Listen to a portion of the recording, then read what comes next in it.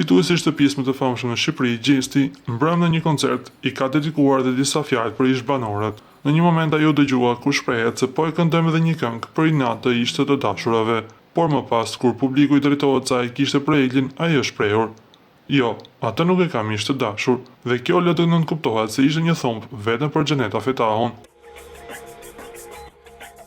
Pas suksesit në këtë reality show, Gjesti ka fituar shumë përkrahës dhe sot performon në vende të ndryshme të Europës, por ajo që u vu më shumë re ishte se Gjesti e mohoi që është ndarë nga Igli, duke deklaruar në një farë mënyre se ata janë përsëri bashkë.